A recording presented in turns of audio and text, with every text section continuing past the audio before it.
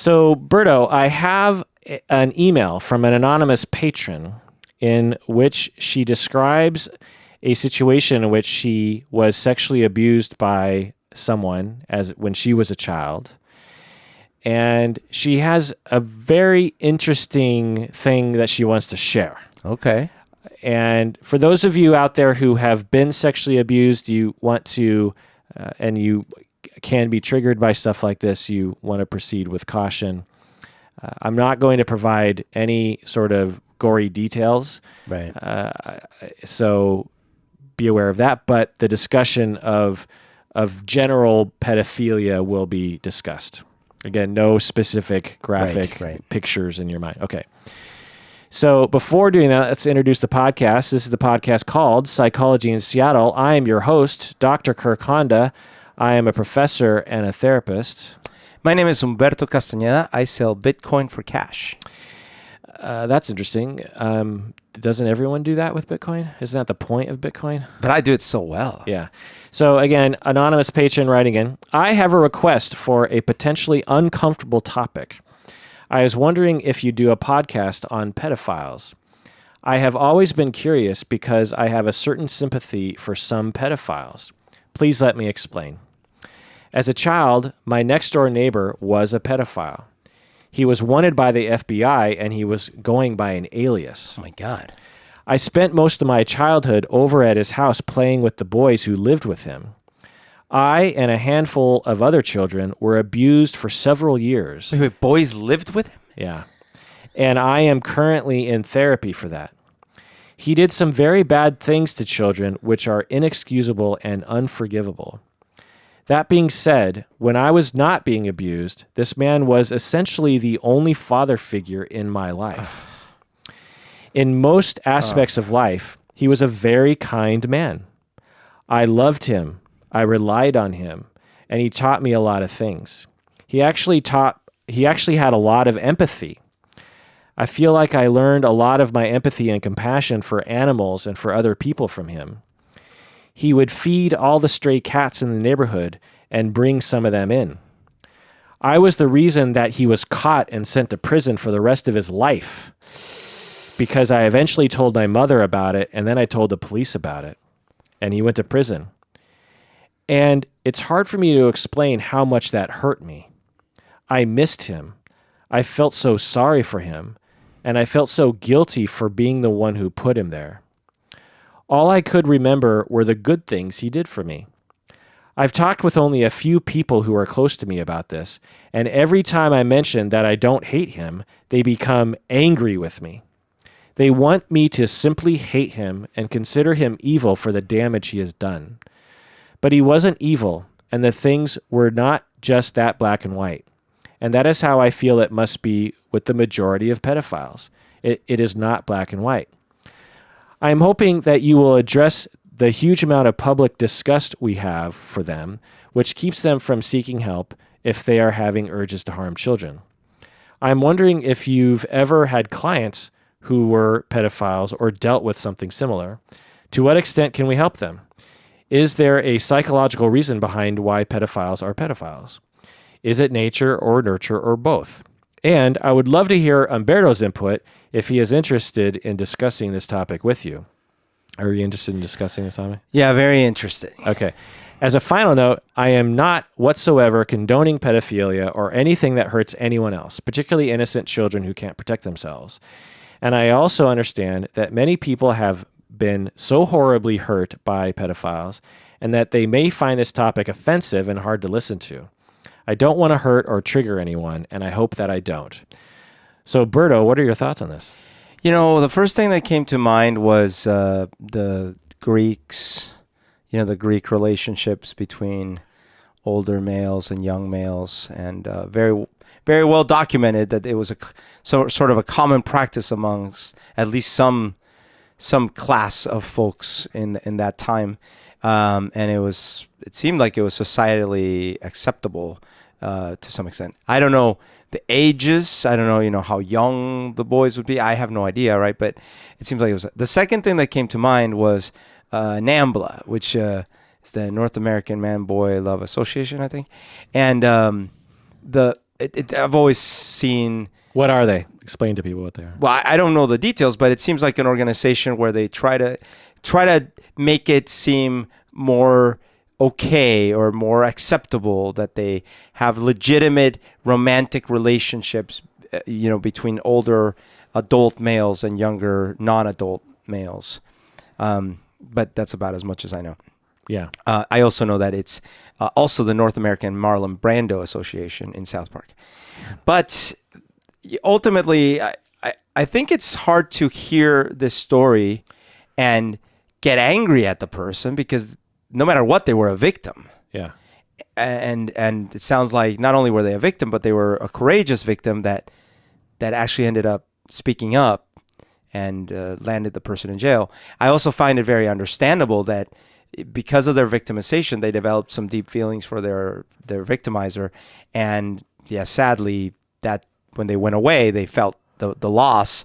But that doesn't, in my mind, that doesn't mean that somehow makes it okay or something like that. It's more like the Stockholm syndrome or something along those lines. Right.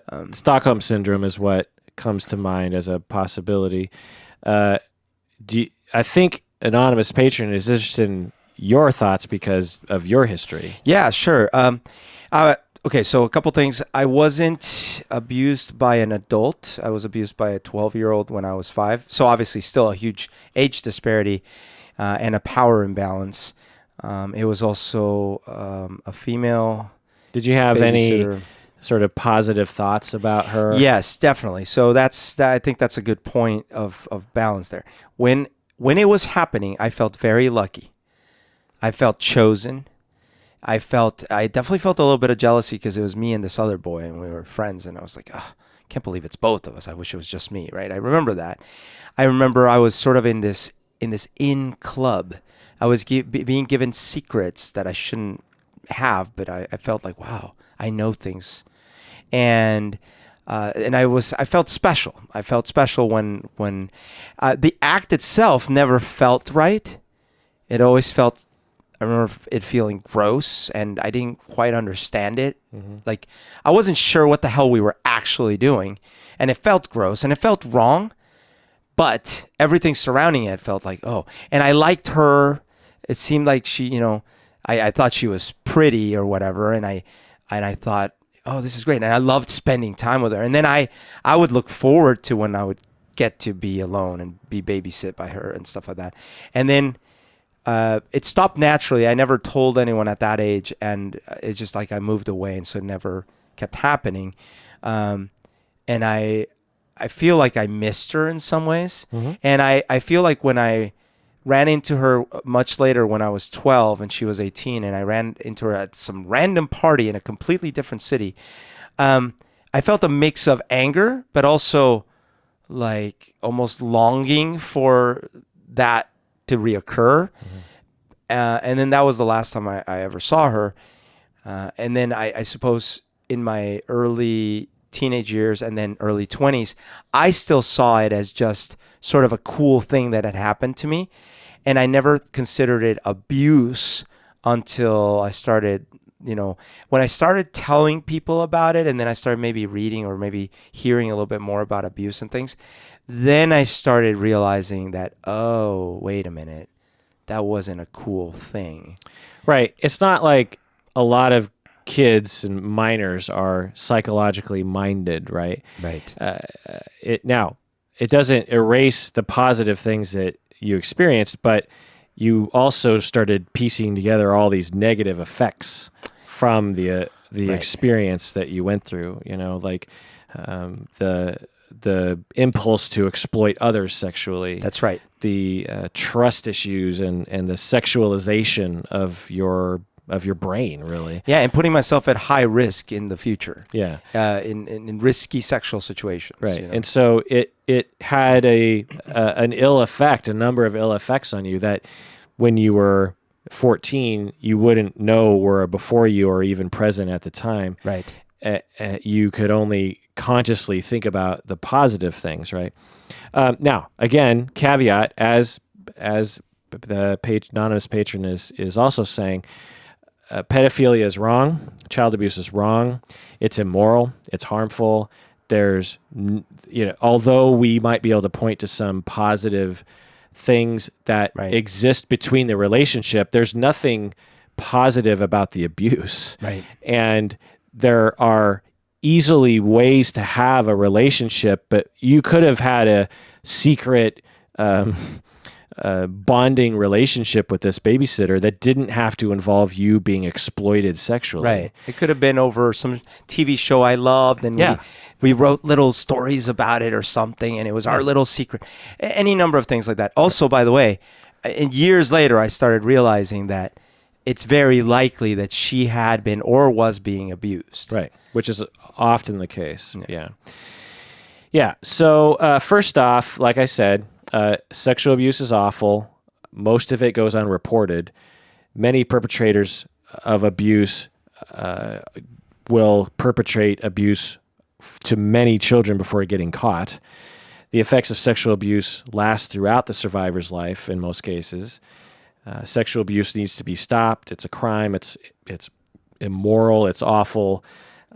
Having said that, it's important to know that there are different kinds of abusers. When I hear this story, it compels me to explain the following. There's, in my rough categorization, there are 3 or maybe 2 different categories of diagnoses that would explain why someone would want to have sex with a child. And there are, in the worst case situations, there's what the sadist group of people. So if you're just a pure sadist, but not a sexual sadist, you by definition, you have a disorder or a brain such that you get pleasure by harming other people or by witnessing other people being harmed. Right. And it's very real. Like you love to see people cry for real. You love to see people die. You love to see people being raped. You love to see people having their arm chopped off or their head chopped. It gives you pleasure. This is so aberrant and out of the ordinary. That's why we call it a mental disorder, because it's just so out of the ordinary, and it can create problems, because if you get now, most of us get pleasure when other people's lives are enhanced. When we give a gift to our loved one and they like the gift, we feel good. We lose resources by giving someone something, but we actually win because we're altruistic and we care and we like seeing other people happy. But for some people, they have the opposite situation where they actually like to see people suffer. And so sometimes these people are general sadists to anything. So they'll punch someone in the face to see them bleed. Yeah, animals, people, whatever. But children are actually easy victims because they tend not to speak up, and they can be controlled physically more easily. And one of the ways in which you can make someone suffer is through sex. So one sadist might abuse a child physically, and another one might decide, well, I'll just use sex. So they don't care about the sex per se. It's more that they just want to see that person suffer. Right. Okay. The second category is very close to the first, is the sexual sadist. So this person actually has a specific form of sadism in which they actually get sexual pleasure and just general well-being pleasure from someone suffering sexually. I see. So this is someone who is compelled to at least fantasize or even commit rape or something and commit on anybody. And then there's a particular kind of sexual sadist who will target children. So these people they're not really sexually attracted to children. I see. These people, these sadists. The fact that they're children is a convenient way to achieve their other. Exactly. I see. Exactly. Now, the third category is really quite different from the first two, and that's what my terminology would be the non-sadistic pedophile. And these are people who are they're just simply attracted to children. They might also be attracted to adults, but they might not be. Sandowski was the football coach? Yeah, I didn't look into him.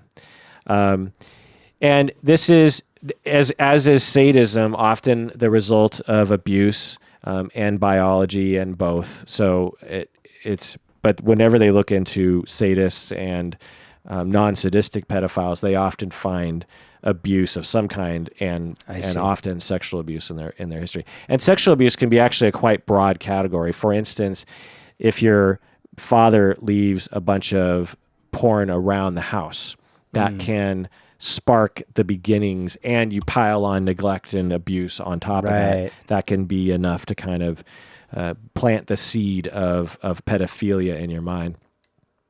But often you will find that people who like to have sex with children were sexualized by an adult when they were young, or they were forced to sexualize each other sometimes. Because essentially, the way to think about sexuality that explains a lot of things, honestly, is that we have a capacity for sexuality that we're born with. Right.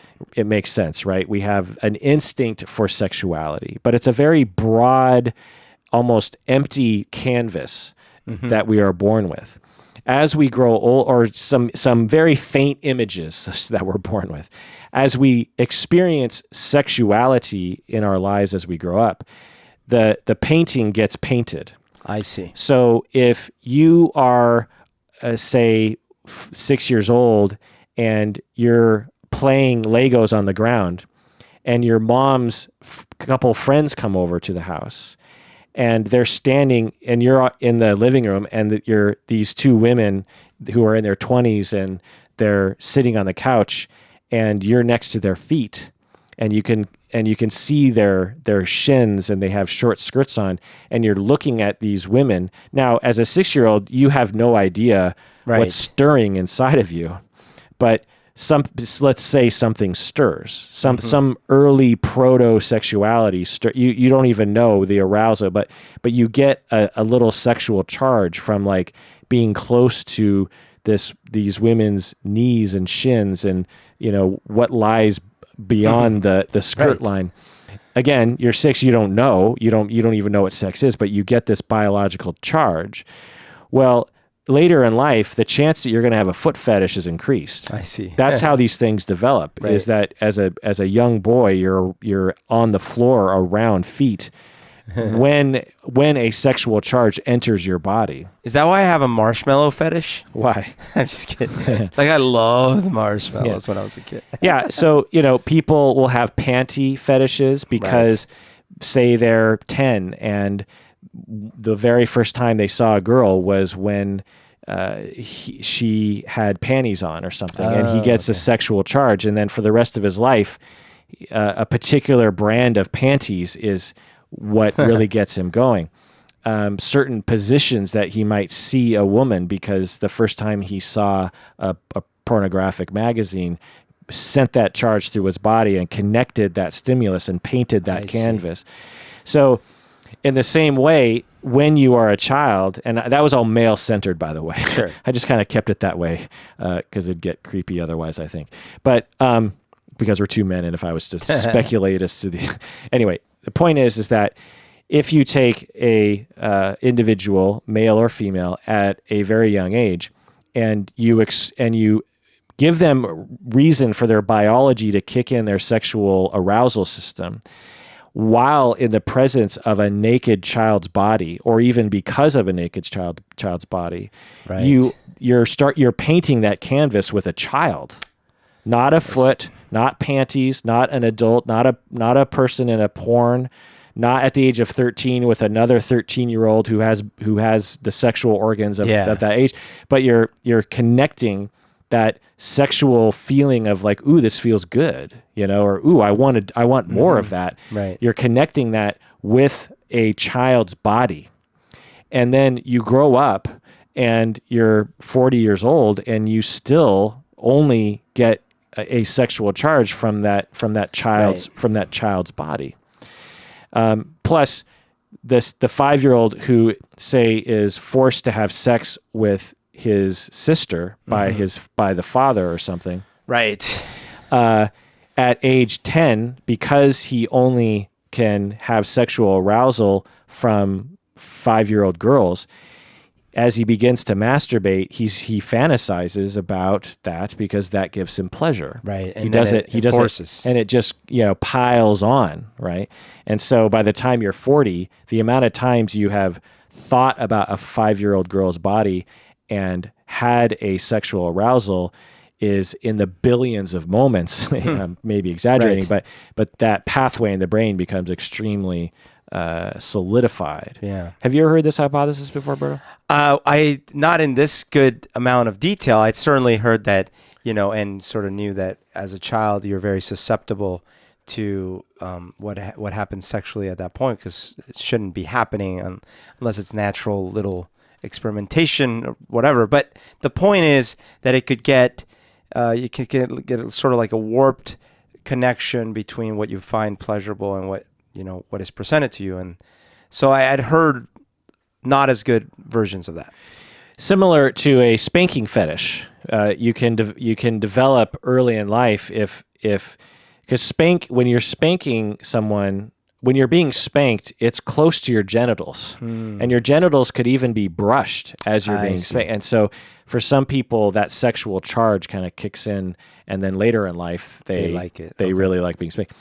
If I might, Berto, point out one of the ones and we'll cut all this out if we haven't talked about this on the podcast before, but to get real with your experience, you were experiencing sexual charge while being in a situation in which you weren't quite so comfortable, right? Oh, definitely. Yeah. And you weren't like on board. You weren't like, hey, I want to do this right now. Totally. Like you were like, okay. Yeah, I wasn't an active, willing participant. Right. So you're like, okay, I guess that's what's going to happen now, and right. and someone is kind of preying on you. Now, at the time, you're not thinking of it as preying. You're thinking of it as like dominance. Like sure. she's in charge.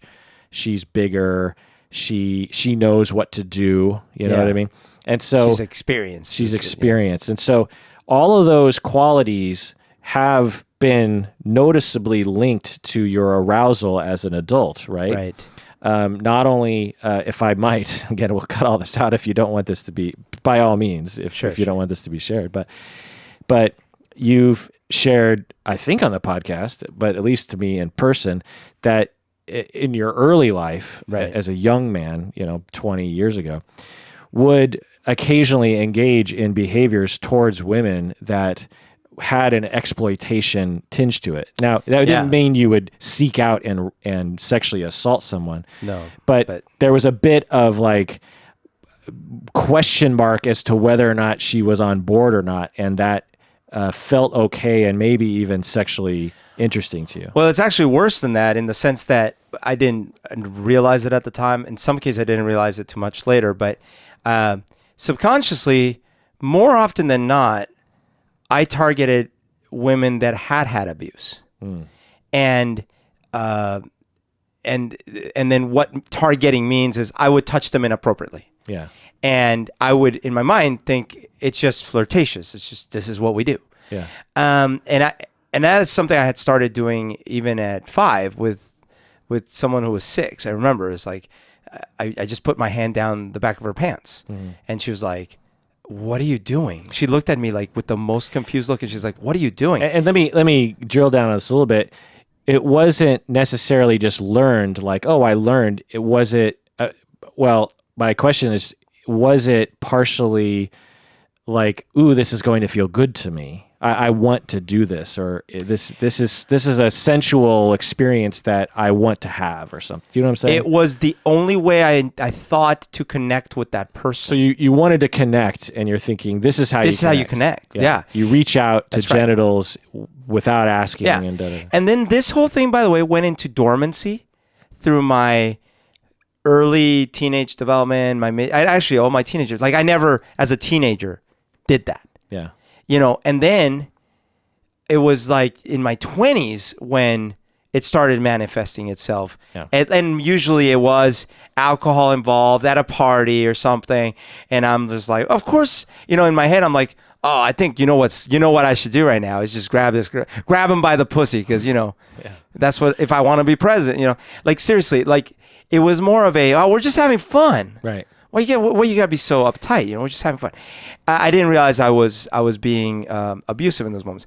And then the flip side of that was the times where I would put myself back in an abusee situation with, say, a stripper or something, where I would put myself in a physically dangerous from the sense of like possible diseases, things like that, but also like environmentally dangerous because like I'm in a strip club where I might get kicked out, I might get, who knows what might happen, and also reckless because I'm like drinking, and also like a lot of things piled up where I am actually not getting sexual arousal out of it, but I'm going through the motions. Right. And it usually, and so that was me playing. I thought about this many years later, was like that was me replaying out my own abuse and setting up a situation where I could feel like that's what was happening. Right. Which is really weird.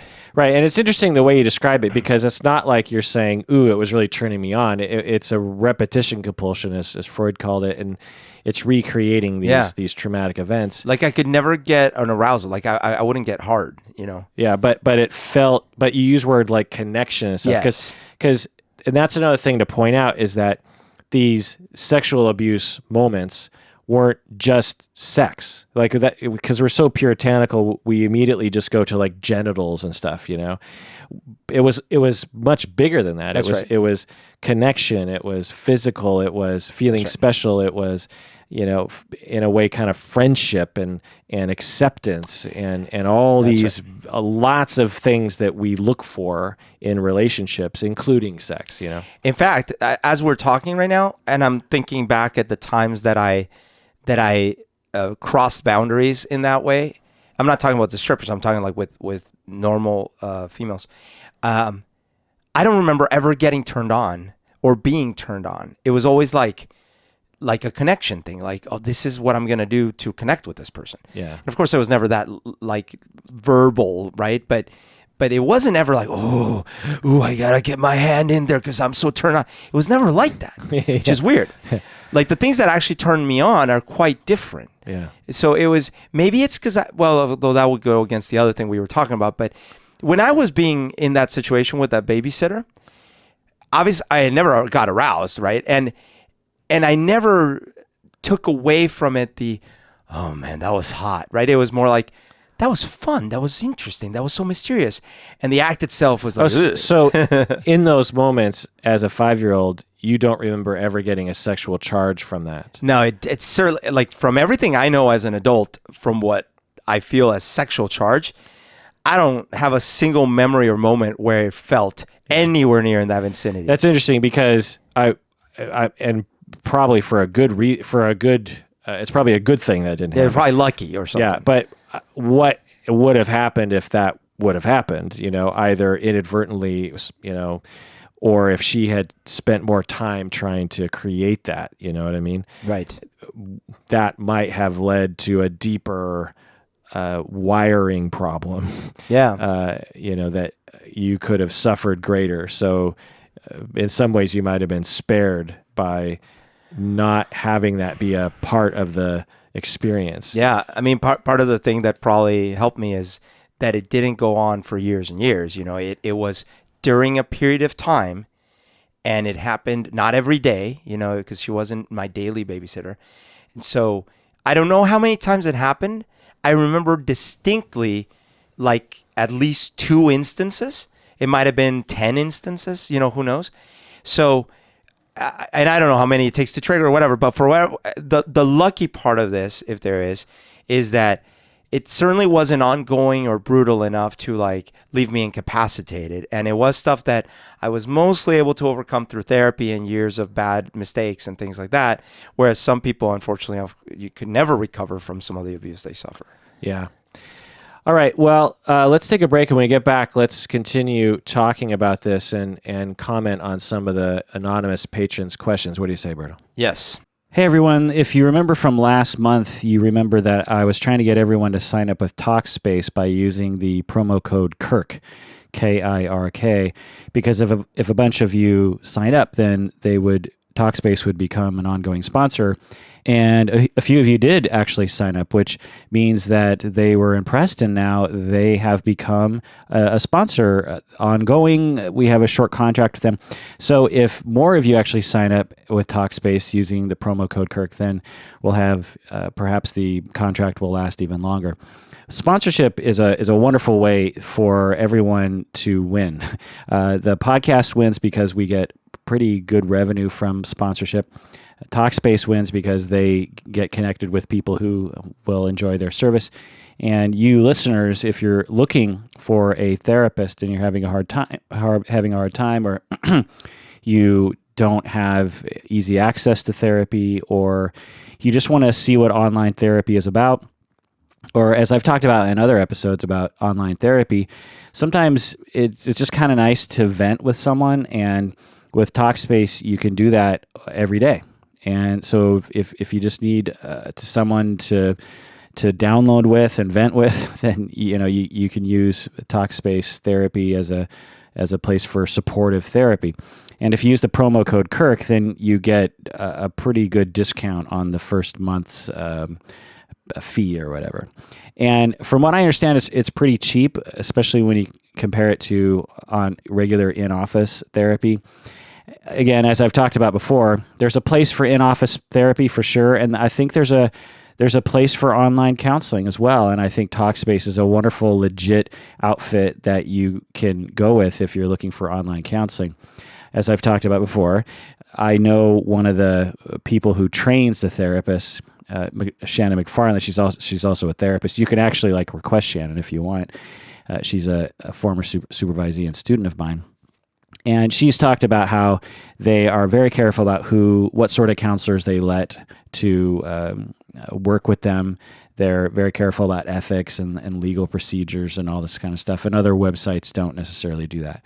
So if you're looking for online counseling, please sign up. Go to Talkspace.com, use the promo code Kirk, and you get a discount. When you use that promo code, it signals to Talkspace that you're one of my listeners, and then they are more likely to extend the sponsorship.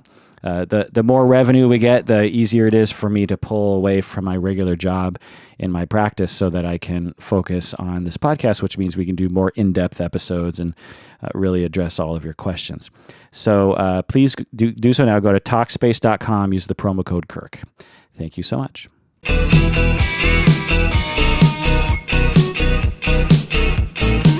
All right, we're back from the break. If you haven't already, please become a patron of the podcast. Go to patreon.com. Become a patron and get access to hundreds of exclusive episodes that only patrons can listen to. These exclusive episodes are often hours long, in which we do deep dives into various different topics. And so go to patreon.com, become a patron of the podcast. And plus, if we get a few more patrons, we will reach the level where we will start donating money to petfinder.com, which saves pets from being euthanized and connects them with loving families like me. My cats are from petfinder.com. Okay, so let's move forward here. Okay, so again, in my rough estimate, we have the sadist group, we have the sexual sadist group, and we have the non-sadistic pedophile. These people are genuinely attracted to children. In the same, every listener out there, you have a particular group of people. Maybe it's everyone on the planet, or every adult on the planet, but you have a group of objects that you are interested in having sex with. And I should acknowledge that some people don't want to have sex with anybody. Yeah. But you have a preference. There's you either don't want to have sex or you have an object, and the object there's qualities of that object that you look for. Right. Those might be extremely broad or they might be extremely narrow. Heterosexual people are attracted to people that they identify as the opposite sex, and otherwise, all the different sexual target preferences. That's right. Well, for non-sadistic pedophiles, they have a preference for having sex with children, which leads to this new internet debate around whether or not pedophilia should be considered a quote-unquote sexual orientation. I see. Have you heard of this before? I hadn't heard of that particular debate. But the way I worded it, you could see sure. I guess if you word it that way. Well, It technically is, right? Like, meaning if you're going by certain definitions of certain words, you are oriented to a specific type of thing, so that is a sexual orientation. Right. Or sexual orientation is you are orienting your sexuality toward a particular direction. Yes. You know, and so in the base level, you could consider pedophilia a sexual orientation. Yeah. However, this debate is so politicized that I can't really say much about. I'm not going to call it a sexual orientation because people will say things.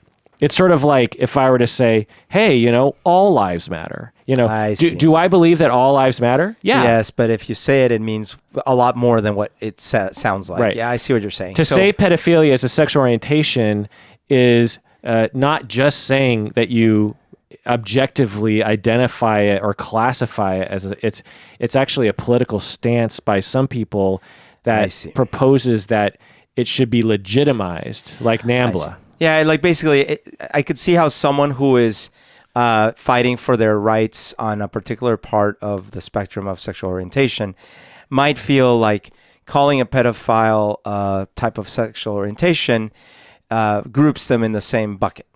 Exactly. So, Berto, are these people evil?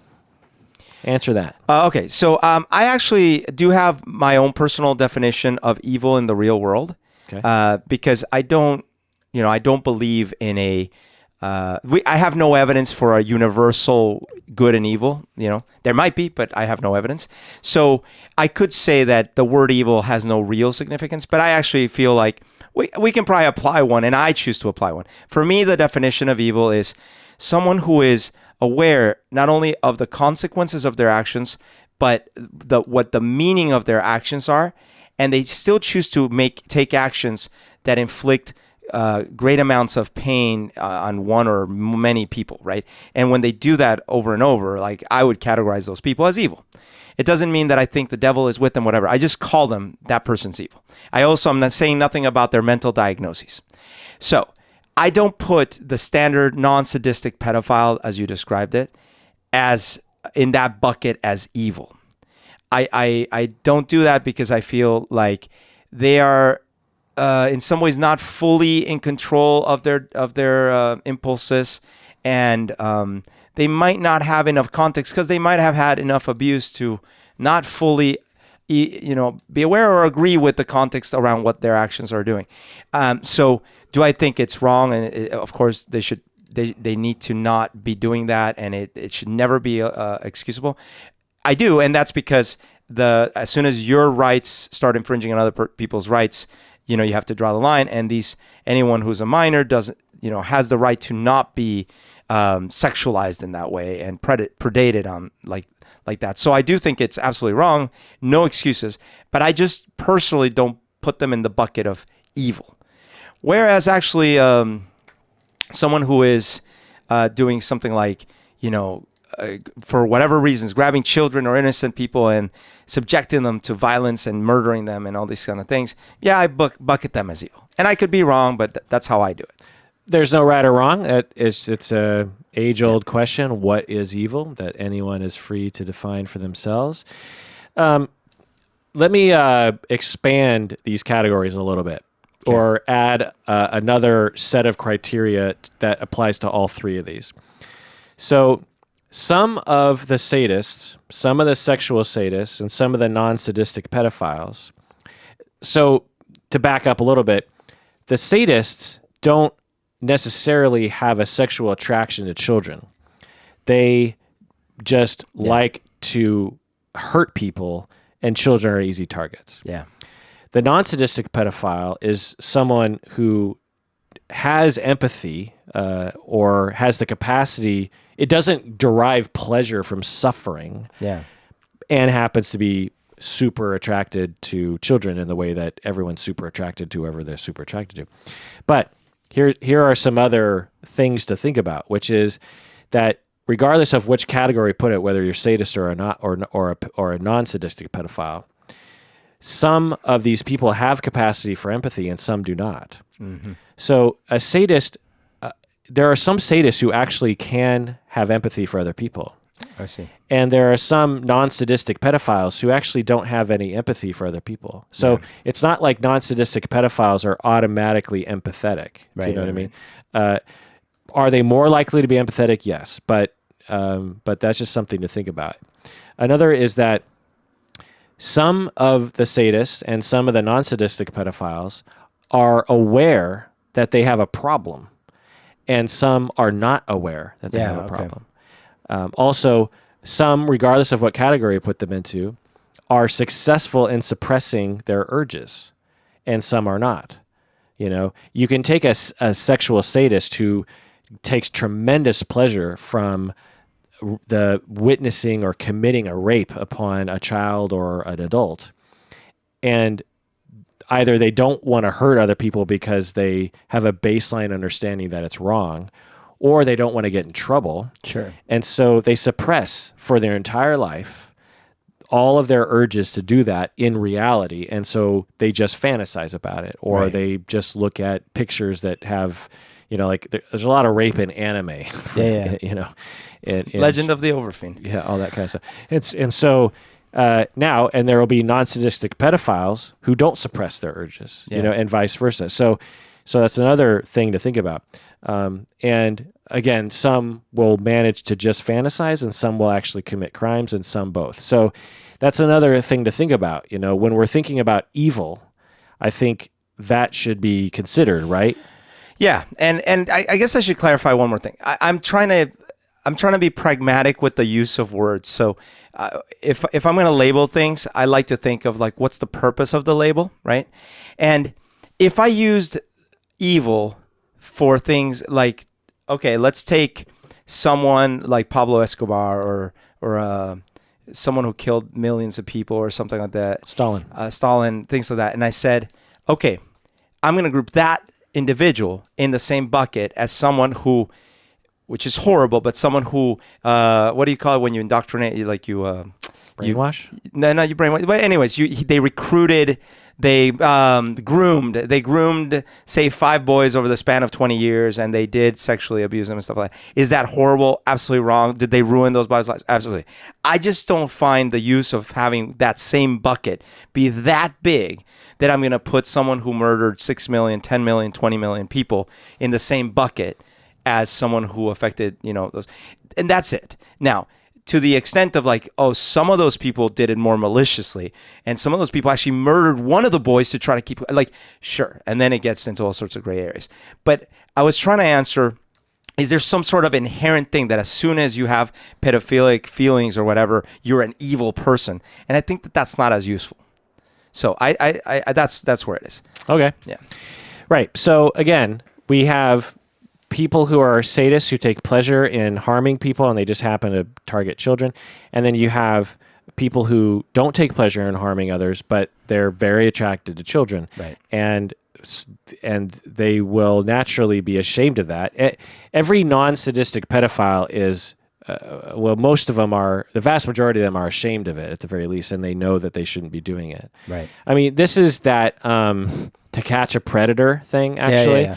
Like, these are those guys. Yeah. They have a version of it where they're very much attracted to minors. Yep.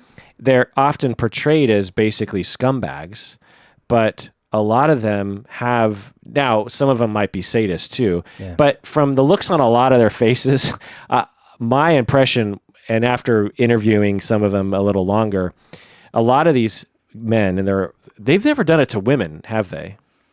Oh, the Catch a Predator? Yeah. I've never seen an episode like that, but they might. Anyway, all these guys are, in my estimation, probably in the category of they're not sadistic. They're not, they don't take pleasure in the harming of other people, but they are very much attracted to minors. They're very much, these guys are, they're typically, they're typically responding to someone online who's like 12 or something. Is that right? In the teenage years, but yeah, or something like that. But it's usually not 15. It's usually like young. Prepubescent. Yeah, like in my mind, it's like decidedly young. Okay. You know? It's not like she's 17 or something. Oh, I see. Okay. But anyway, which would still be a problem, but some 17. Anyway, the point is that there's so you have non-sadistic people Yeah. who want to have sex with kids, and then you have sadistic people who might have actually pedophilia as well, but they just want to harm.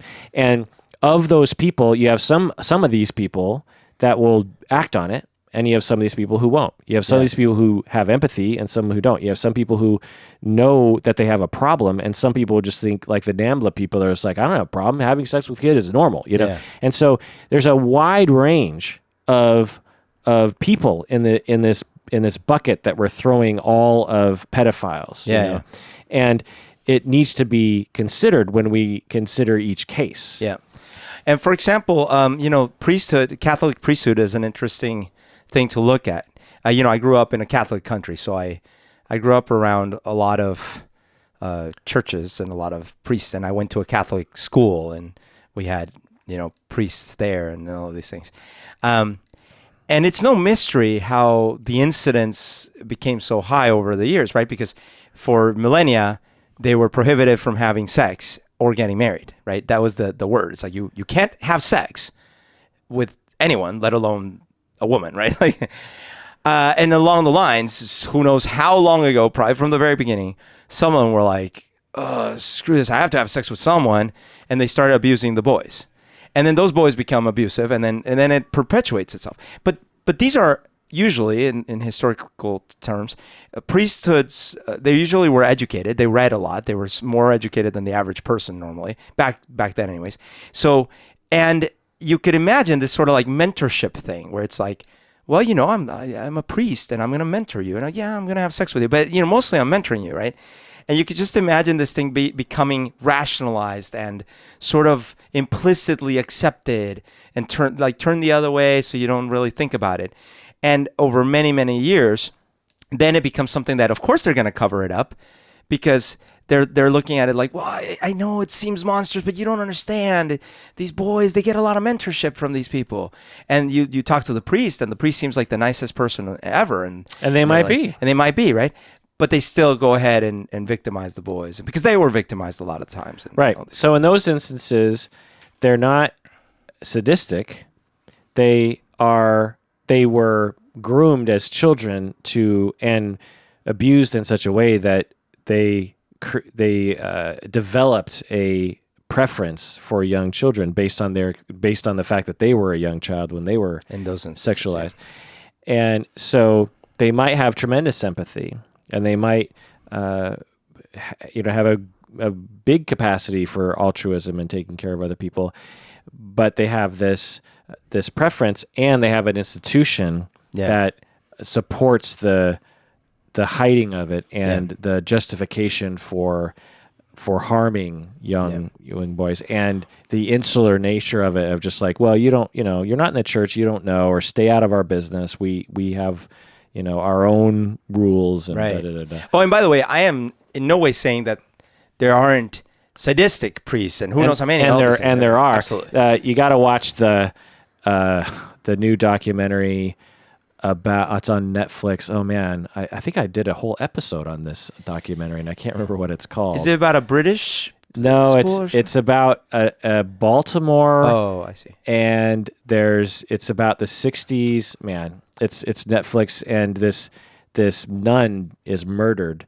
and then from there this whole thing unravels about priests and like a whole sex ring of these men in this community, and all these young Catholic girls being groomed. Oh my gosh. And sexually abused, and boys actually too, but and how like 30 or 40 or I don't know, maybe like 50 years later, they're still fighting the fight. You know what I mean? What I saw was something about, it was some British, one of those all boys schools, and it was like in the 1800s, maybe 1900s or something. Yeah, it was probably 1900s.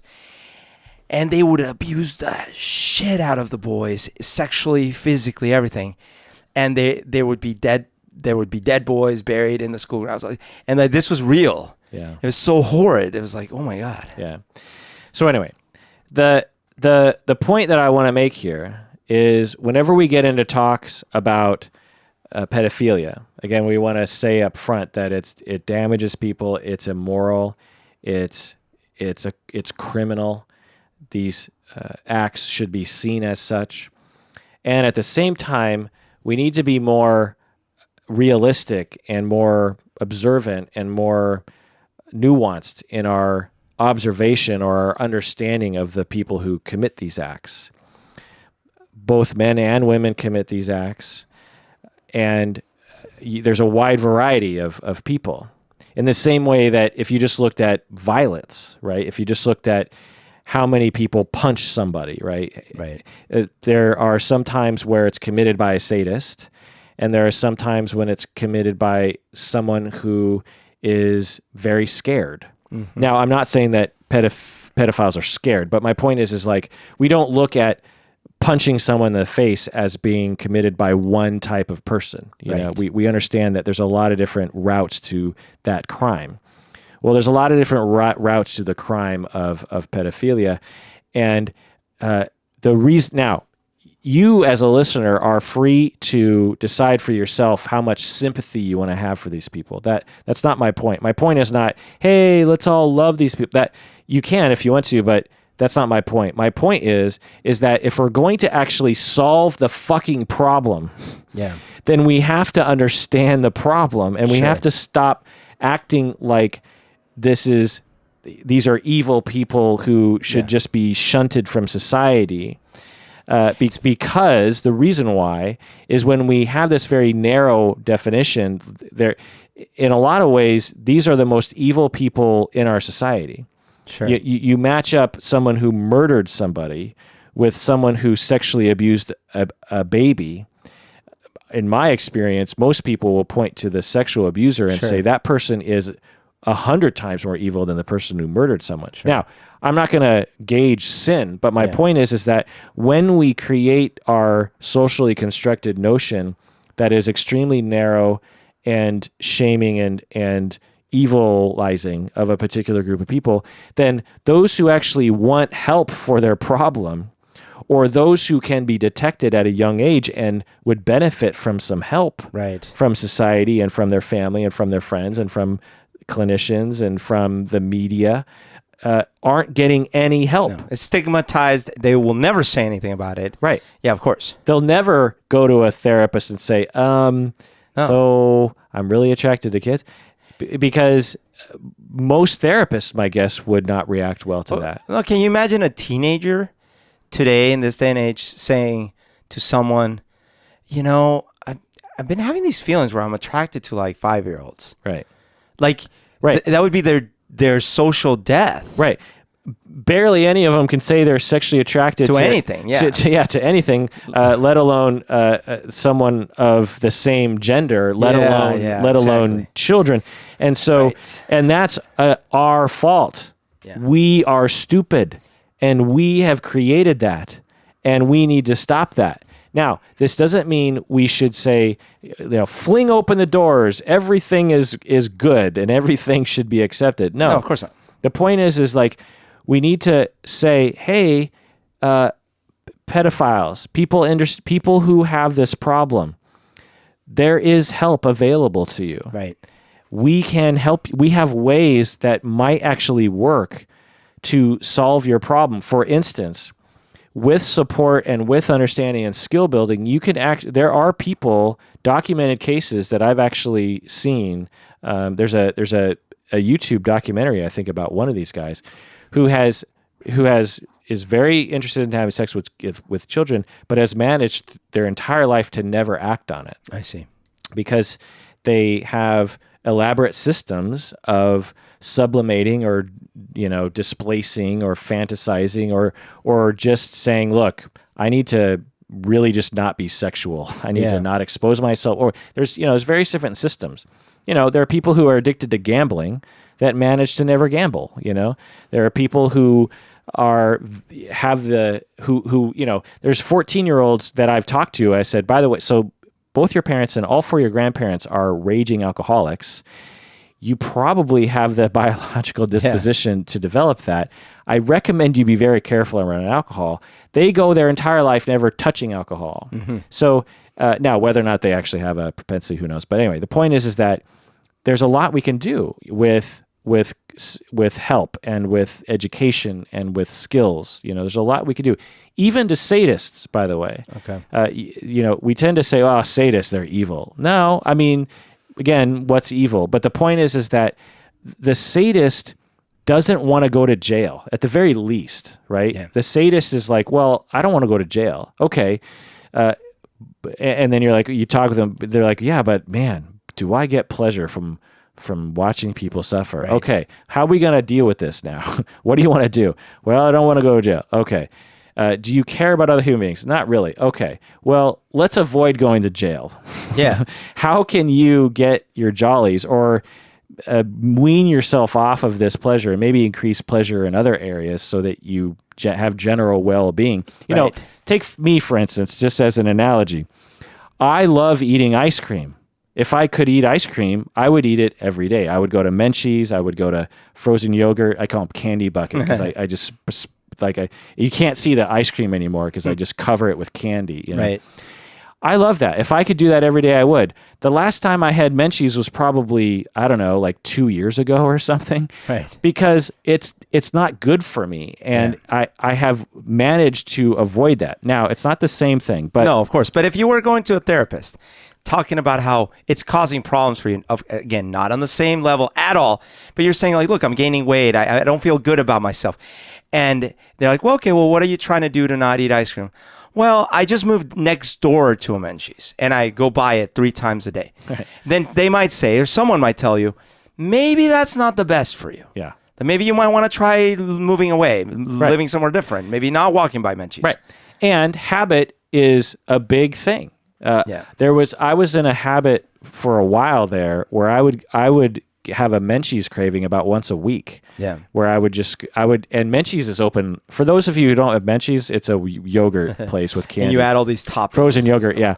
And a lot of there was a Menchie's on Queen Anne that I think was open until midnight. And so if I had a hankering at 11:30, I could just zip right up there and be walking around Queen Anne Hill with a good Menchie's tub in my hands and scarfing that thing down.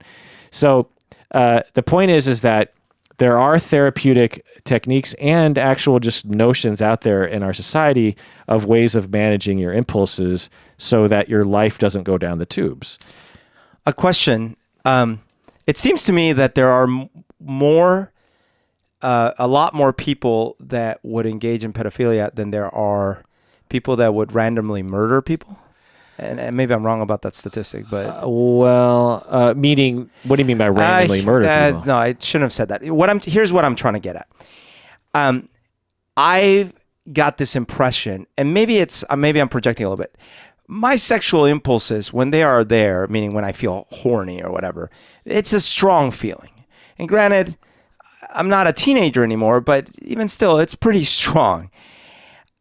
I get this feeling like some of these folks get compulsive about it, and it's almost like they get into a state where it's really hard for them to hold themselves back because it's obsessive and they're thinking about it constantly and constantly. Yeah, and constantly. It's a good question. It's not well researched, because of the stigma and blah, blah, blah.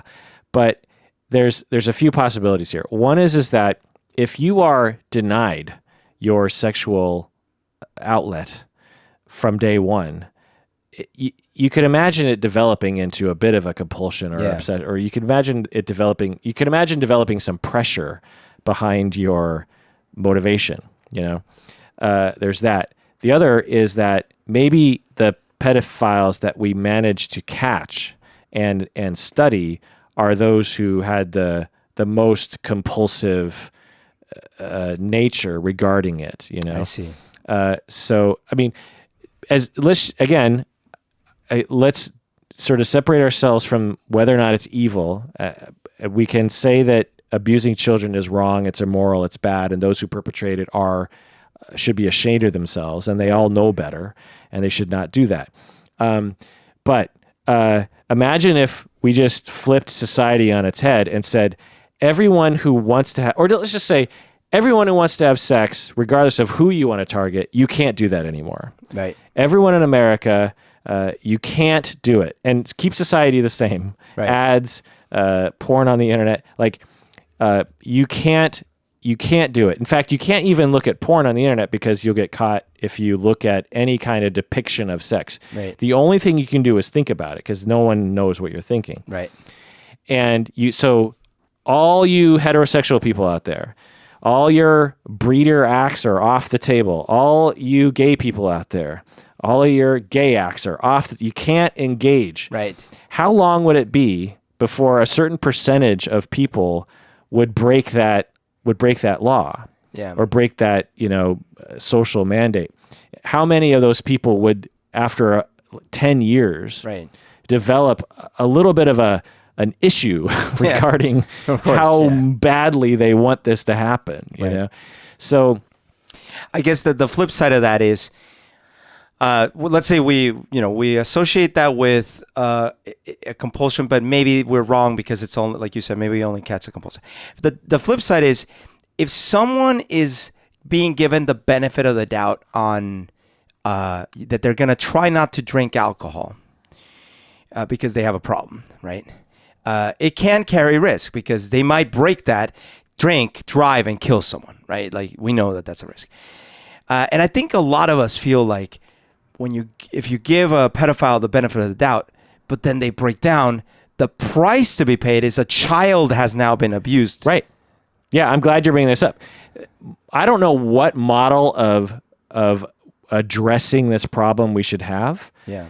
But we're clearly not doing a good job now. Clearly not. Now, maybe the way we address this, again, whenever I go into the zone of let's look at these people as they are and recognize that some of them are controlling it and some of them are not. There's this notion of just like, so you just let them off the hook. Do nothing. Yeah. And it's like, no, it's the opposite. Yeah. We're doing nothing now. Yeah, exactly. We are doing nothing now. The only thing we are doing is waiting for the one person who happens to be reported. Yep.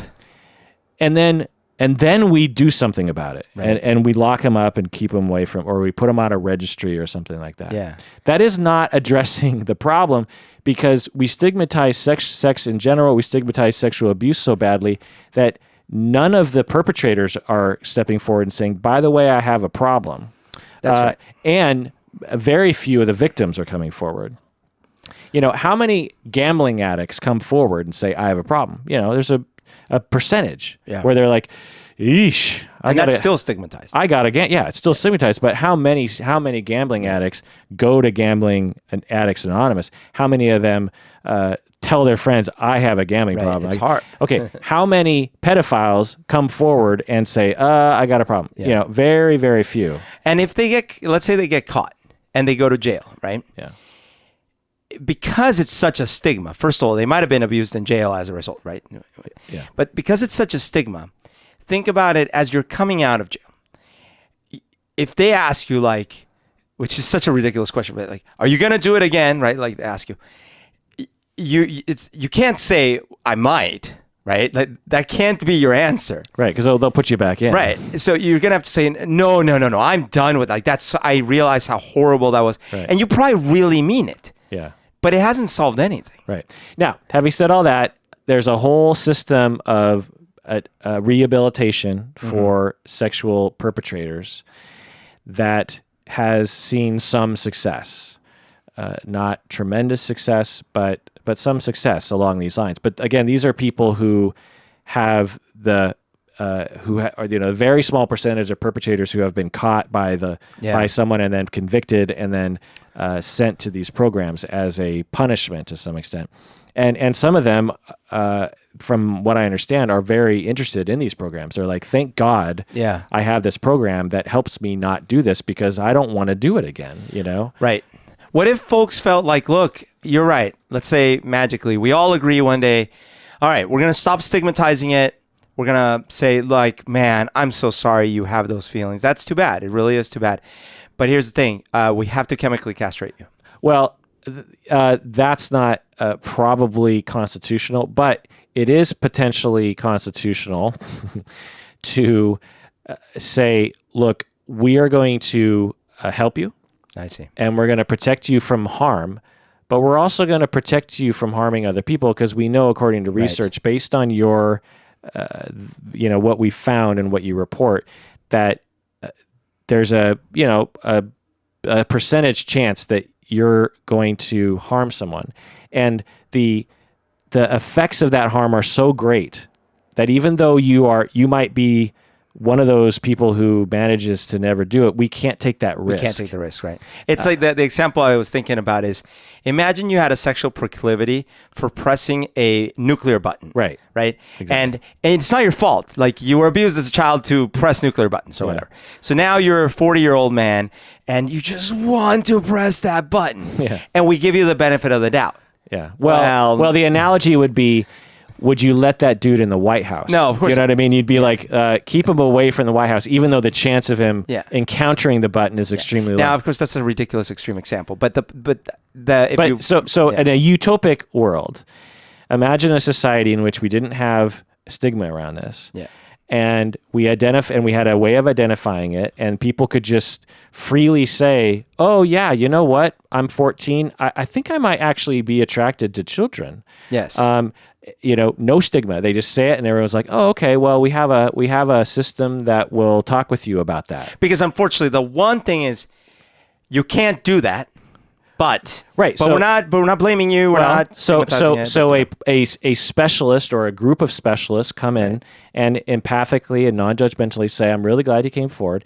And by the way, let me tell you what you're facing here, and we'll look at this. Yeah. You have what we call blah blah blah blah, and if you don't engage in this treatment, here's what's going to happen. That's right. Is you are going to run the risk that you're going to harm someone with these impulses. Yep. And you don't want to do that. Of course, the 14-year-old's like, no, I don't want to do that. And that will lead to ongoing damage for them.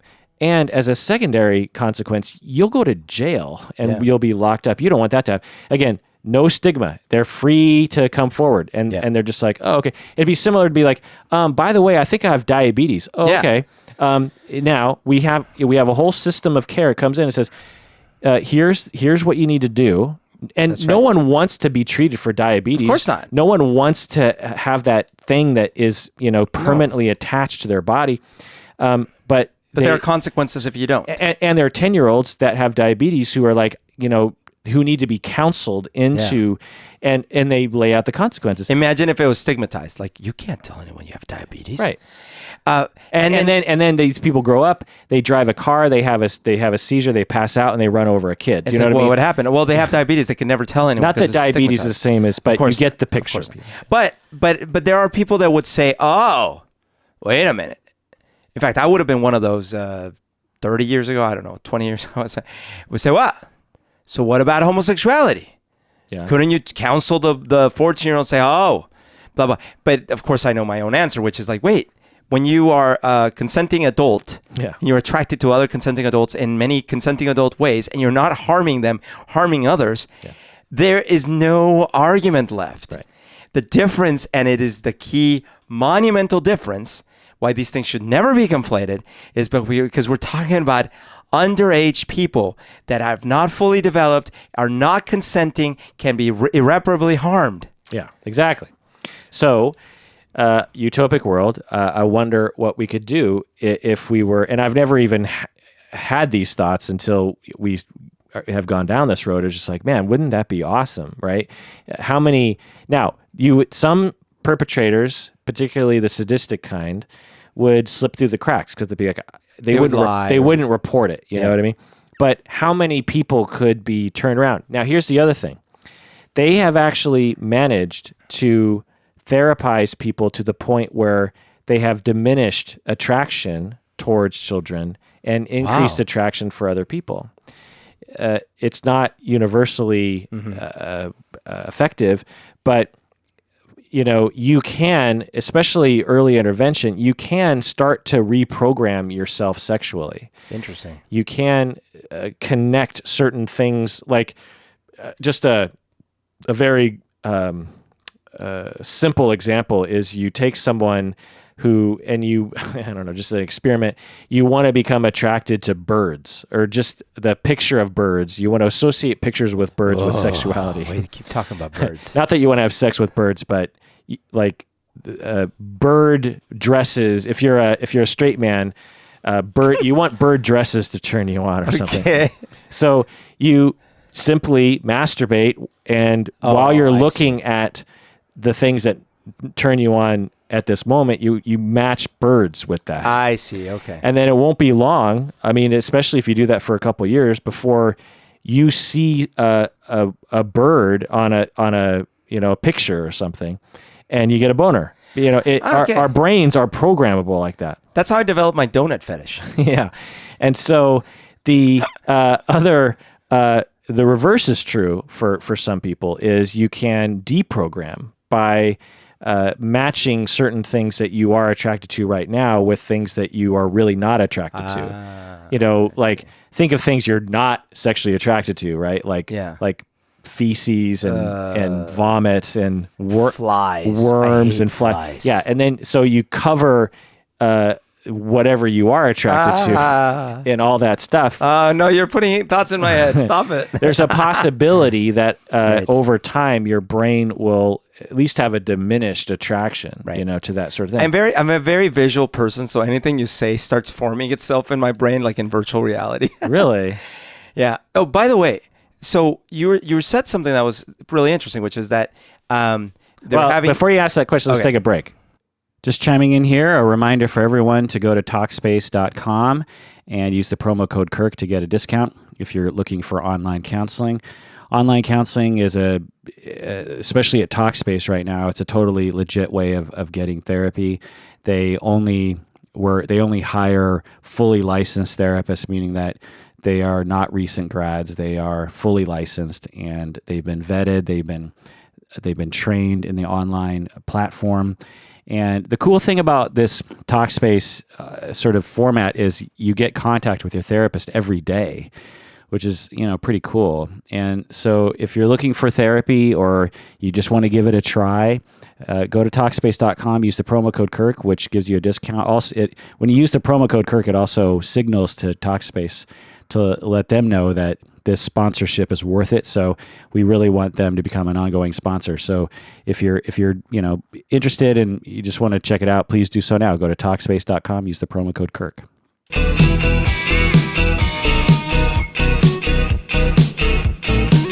Okay, we're back from the break. What's your question? Thanks for answering that. That was great. No, you said something that was really interesting. Break humor. It's so funny. You said that they're starting to have success with some of these techniques to maybe reprogram, right? Which is really interesting. And then you also mentioned that sadistic folks may not report. So, but going back to my ridiculous analogy about someone who might be attracted to pressing a nuclear button, and let's say it's literally like, this is the button that will destroy the world, right? And would we prefer that people come out as early as possible in their life and let us know that might be something that's a possibility with them? Yeah. Wouldn't we want to know rather than find out after the fact when we wouldn't be able to? Right. Right? Like, and I know, again, it's stupid extreme, but the point is, like, you better tell us. Please tell us. Yeah. We would encourage it. It'd be the single most encouraged thing in society. Like, if you have this proclivity, please let us know. In fact, you will be aggrandized. Yeah. And of course, you will never be allowed to press the button. Right. Yeah. Imagine if we had that around a lot of things like this. Yeah. And we said also, we have ways of helping you so that you can live a life that isn't filled with secrecy and shame and strife and criminal consequences. We have a technique that might help you. It could maybe even a utopic society, you would have communities that didn't have any children. Yeah. Like communities that don't have any alcohol or something. Yeah. You live in a gated community that there's not a single child in sight. There's no one to abuse. Yeah. Again, you can't imagine our society doing such a thing. Right. But if we didn't have stigma and we allowed for flexibility to societal needs, these sorts of options could be at least contemplated, rather than what we're doing now, which is waiting until someone abuses. I think the average abuser, by the time they get caught, abuses like dozens of people. God. And so right now, because of our stupidity, we wait until someone abuses dozens of children, And finally gets called out. and then we pounce after the fact. How wonderful is that, people? Yeah. We're idiots. Okay, so let's get back to the patron's questions. She says, I'm wondering if you've ever had clients who were pedophiles or dealt with something similar. Yes, I've absolutely worked with pedophiles. It's not a specialty of mine. In fact, probably, I don't know, I'd probably say like 10 to 20 out of my, 30,000 clients have been pedophiles. And the ones that I've worked with, some of them I would guess were slightly sadistic, but most of them were not in my head, when I think about it. But again, it's not a specialty of mine. I've also worked with pedophiles that I didn't know were pedophiles. Right. I've worked with pedophiles who, in the midst of treatment, were caught, and then I was told. Oh, I see. By the way, this person was a pedophile. Who tells you? The authorities or family or I see. something? Yeah. Specialists are the best sorts of people to work with this sort of thing because it is a pretty specialized field. She also asked, to what extent can we help them? I think we've already kind of answered that. You can do trauma recovery. We haven't talked about that yet, but all the things we've talked about can help them. Research shows that it's not by any means always effective. I can't remember the exact recidiv. So this is a hard thing to study. So you mandate treatment to these people who were caught, and then you release them into the wild, and the only way you know for sure if it worked or not is whether or not they get caught by the law. Because, oh my God, because right. they're not going to come back to the treatment center or on a survey say, "Yep, I'm still abused." No one's caught me yet, but so the ability to determine because it's theoretically possible that these programs have a 0% effectiveness rate because all the people who manage to abuse, a good percentage of them manage to never get caught. So it's hard to study this, but I can't remember the exact recidivism rates, but I from my memory, it's somewhere around 50% or something. So, or maybe 30% or something. It was a fairly good chunk, but obviously not as good as we want it to be. Sure. Because if you're letting out even like 5% that are going to do it again, that's creating a lot of victims in the world. That's right. Another thing that occurs to me is there's a set of education that is never done in young ages to kids about their body boundaries and about like how to deal with when they're being asked to do something they don't want to do. Well, some kids are educated, but not like enough. by their parents maybe, but it's not like some schools will talk about it for sure. Okay. Yeah, but not enough. Okay, maybe nowadays. You're right. Maybe now it's been a long time. When I was going through school, I never heard a single word about it. Yeah. Like the first sex stuff I ever heard was like in 7th grade we had a class about human sexuality. They never talked about any of this stuff. Right. So, but maybe things have changed a lot. Right. And so you're thinking, how can we catch these people earlier? And I'm talking about like even at a young age, like maybe 4. Obviously, you don't want to talk about sex and but if I had been given tools about like, hey, your body, there are some boundaries, blah blah blah. I don't know but I might have been more likely to push back, feel that something was wrong that I should talk to an adult about. Maybe I would have felt safe about talking to an adult. Yeah. Like, there might have been, who knows, more ability for me to do something about it. Yeah. As an analogy, let's say the 12-year-old babysitter slapped you across the face 10 times every time Right. she saw you. Right. What would you have done? That is something I knew that wasn't right. You would have gone right to your grandma and been like, by the way, Consuelo is like punching me in the face every time. Oh man, maybe that would have been my fetish. This is a indirect outgrowth of our stupidity in our societies, Colombia included, in which we stigmatize and shamize and like not talk about sex. By the way, this was in New York. Oh, it was. It was. Oh, It was okay. But All not right. to say that it's Oh. yeah. Was she Hispanic? Was she? Oh, Yes. she was a Consuela. Yes. Consuela? Is that a name? Consuela? Sure, you can have it. No, but yeah, I guess Consuela is a name. Is it? I never knew a single Consuela in my entire life. But yeah, sure. It's not racist because I'm Japanese. Because you're some non-white. Yeah, so I can Right, do that right. stuff. Okay, another question. That means because I'm on the sexual spectrum, I can make fun of other sexual orientations. All right. Next question. Isn't racism fun? It is. It's great. Especially nowadays. Yeah, so fun. All right. Next question from anonymous patron. Is there a psychological reason behind why pedophiles are pedophiles? The very short answer is we have no idea because we don't understand the brain, and we barely understand. We have like associations and studies and stuff. So, but there does seem to be a pretty strong connection between people who are attracted and sadists for that matter, but also just people who are attracted to children and earlier abuse of any kind, whether it's sexual or otherwise. And it seems logical, right? Yeah. Given the way that the model of sexuality, and again, that model is only part of the model. There's other factors that play into it, because according to that model that I said earlier, we're not as blanks. Well, I guess I did say we're born with a little bit of the image on the painting already, right? Yeah. Because I don't want to make it seem like we're born and anything that happens to us will point us in that direction. No, but look, for one thing, obviously there are nerve endings that have more of a stimulant effect than others. Yeah. Like even just starting there, let alone when the actions start getting associated with those nerve endings and then so forth. Right. So, yeah.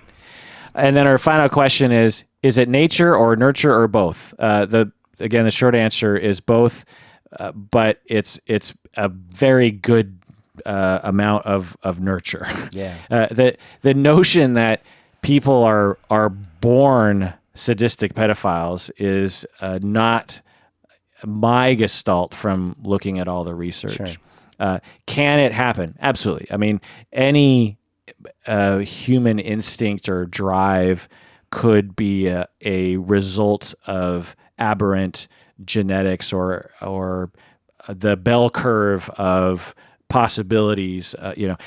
Can someone be born a cow? No, you can't have a human come out of the womb a cow. I know. I saw an article the other.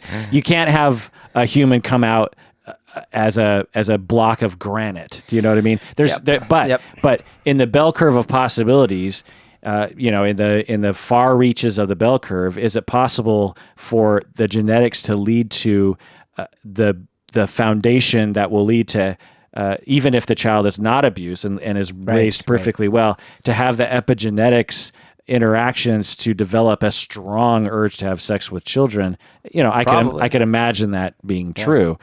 The last thing I'll say here in terms of data is there's I think a Radiolab episode, a podcast episode, in which I think or This American Life, I can't remember which one, in which a man had like some sort of seizure disorder, and he had a portion of his brain removed in order to, for some reason he had brain surgery and they took a part of his brain out.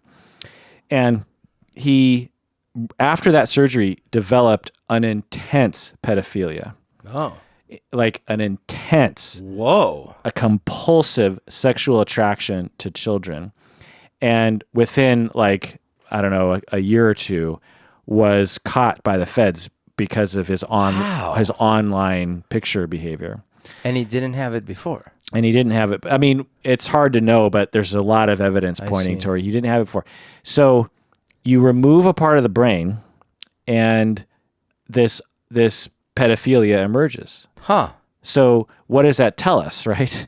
It says that pedophilia could be a brain disorder. Like you could have a wire either deficit or something that isn't wired correctly, Which or could something. still have been triggered by abuse and by other things. Right. But it puts this, and that's the whole episode. Yeah. What it was about was like, what is evil, Yeah. right? I mean, because if you just heard this, if you just saw the snippet, like man is caught with tens of thousands of images of children, you would be like, oh my God, he's a terrible person. He needs to be locked up. But then you hear the broader story, and he's like this nice guy, normal guy. Yeah. He has the surgery, and he has some cognitive deficits because you take a chunk out of your brain. It's going to happen. And he develops this thing. And of course, he's so ashamed of it, he doesn't tell anyone about it. Yeah. The story was more complicated than that, but it is an interesting thing to think about. Medications will do this to you. There's Parkinson's medications that have to do with the dopamine system that can create not only gambling addiction, but also sex addiction in people. Oh. And so we have to take this holistic approach to this, this holistic understanding of biology and abuse and society and blah, blah, blah, blah. And what's the final word on this, Berto? Well, I think that to bring it back to the original. Oh yeah, we haven't addressed the main question. Yeah. Here. So The original question. Let's get to the main question here. Her main point is, the reason why we're only getting to her main question right here is because of our societal weirdness around this whole thing. Right. I feel as a clinician compelled to have that hour and 15-minute long conversation before we can even talk. It's a lot of context you need. Yeah. Before we can even talk about, her main point here, which is I liked my abuser, the man who sexually abused me.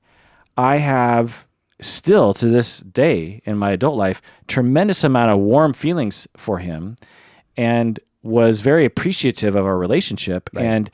And he was a father figure. He taught me how to have empathy for animals and for other people. He was a good person. Right. And what he did was wrong, and he shouldn't have done those things. But I have a good relationship with him in my mind. Right. What do we think about that, Berto?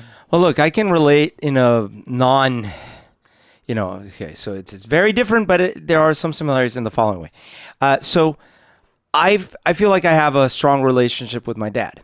Yeah. I have some very strong feelings of affection for my dad. And he taught me a lot of great things about life and how to be and things like that. At the same time, he lost his way life-wise decades and decades ago and became dependent and taught me some very bad lessons about money and about relationships and about how to be. And he's dependent on you financially. Well, now he is, yeah. But like the point is that I developed terrible habits around finances and money and how I even conceptualized those things and possessions and property, everything.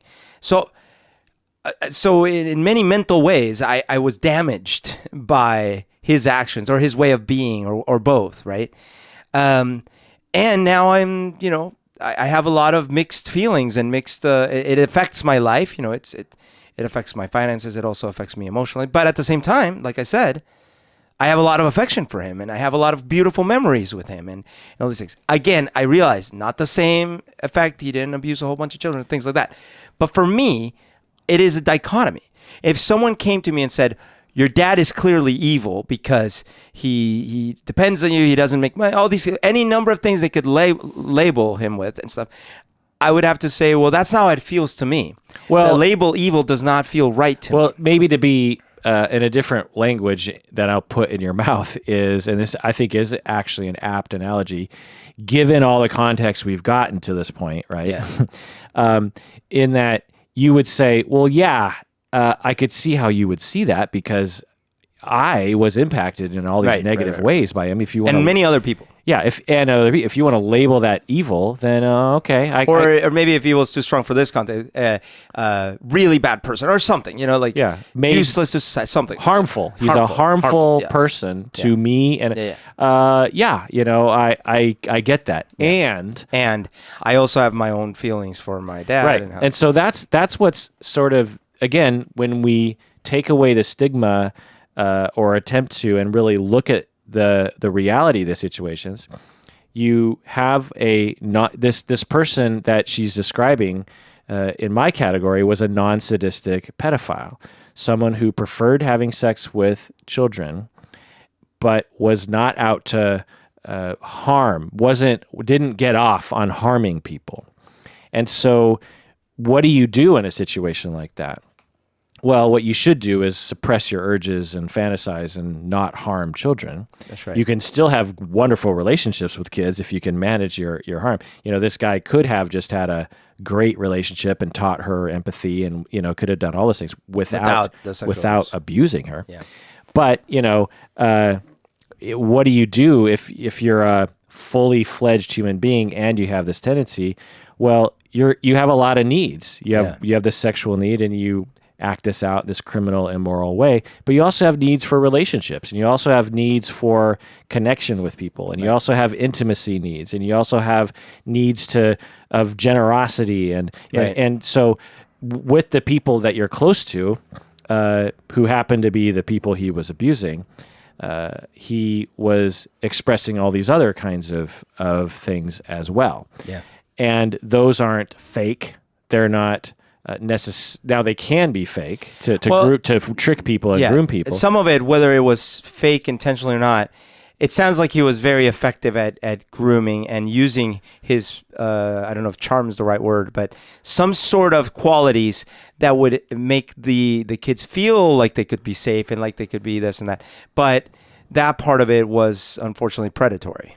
Right. And so that should be mentioned but how do we phrase that? How do we, what's the semantics around that? Do we call all of his behavior grooming, or do we call his behavior as being a human being and being nice in contexts where abuse wasn't occurring? In the clinical world, what I hear is, well, obvious, and I'm sure listeners are out there thinking this, is like, well, obviously he was grooming them, and where's that line, right? Where's the line between evil, intentional manipulation and having a relationship with people that is caring, in the midst of immoral, terrible, shameful abuse, not shameful to the victim, but shameful to the perpetrator. Yeah. I don't know. Do you have anything to say about that? I wonder what you listeners would think about this, honestly. The one thing I will say is this is not the only email I've gotten like this. Yeah. I've gotten a number of other emails like this. Interesting. Where not only the as a child, analogous to this, having fond feelings for their abuser, but adults who would have fond feelings for people who were abusive as well, other adults, and how they will go to people around them, and because they struggle with it, they're just like, I have these positive feelings, I miss that person, and I'm really angry at what they did to me, and then they go to people around them, including other therapists, and everyone is just shocked with that, and they're like, how can you have those positive feelings? That's terrible. Okay, how about this then? Because what do we do with this situation? A gal comes to us and says, and with a black eye and a hurt arm and some scars, and we say, what happened? Oh, nothing.